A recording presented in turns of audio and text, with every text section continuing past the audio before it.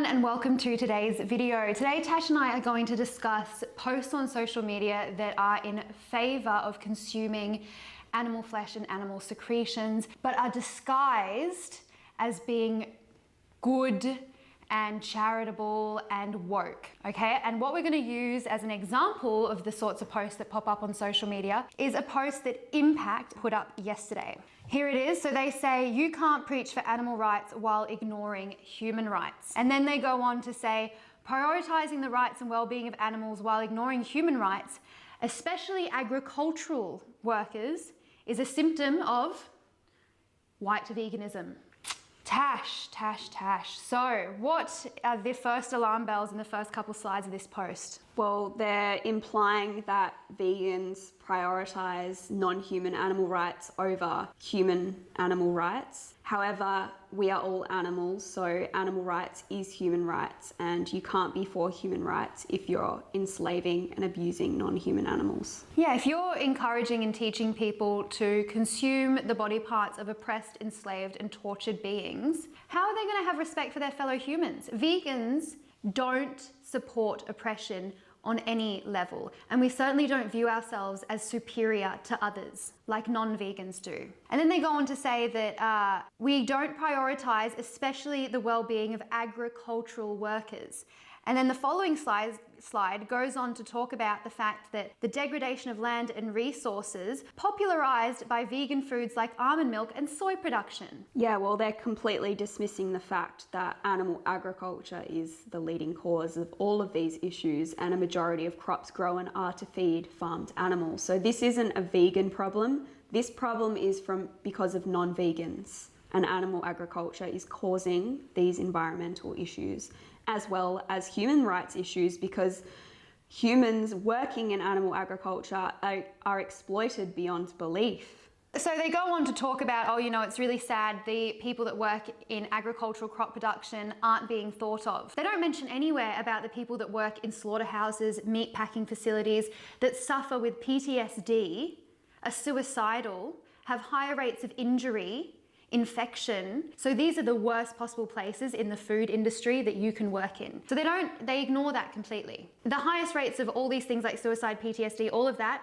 don't come from picking vegetables. They come from killing animals day in and day out. And then these people go home and they also have the highest rates of domestic violence because they work in violence. And so when you are a non-vegan, you are paying and supporting this human rights issue. Human rights are animal rights, like you said earlier. So they fail to mention that the majority of soy grown around the world is fed to livestock in the greedy West. We also grow crops in third world countries to ship those crops, those grains, to first world countries to feed the billions of animals in factory farms so that our fellow Westerners can stuff their faces with animal flesh. Do you know what that does to the grain prices in third world countries? It drives those grain prices up right through the roof, making grain prices even more unaffordable for the starving people in those countries.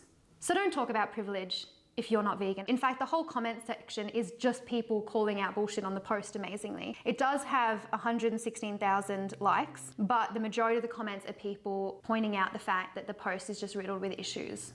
Okay, so just reading the top comment on this post, it says, when people such as me in developing countries demand efforts dedicated for the fair treatment of people in such countries, do you demand that those efforts also encompass BIPOC Westerners, who are by virtue of being Westerners hyper-privileged relative to people in developing countries? If you do, I kindly urge you to drop the Western supremacy. If you don't, get consistent and support a movement solely for non-human animal liberation. So Soytheist is a big advocate for animal rights and human rights as well. He lives in India, in a part of India that is considered to be poorer and less privileged. Yet he is a vegan.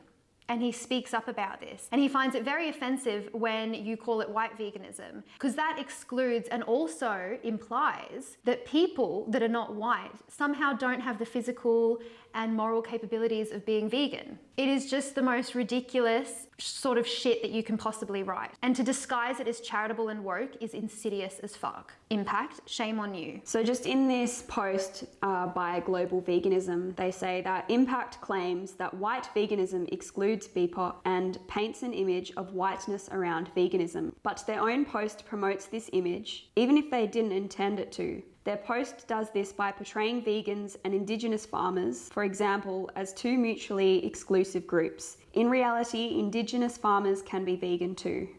Impact opposes comparisons between human suffering and animal suffering. Their firm opposition is not based on a compassion for other humans that all animal liberationists lack, rather on a visceral hatred against non-human animals that animal liberationists lack.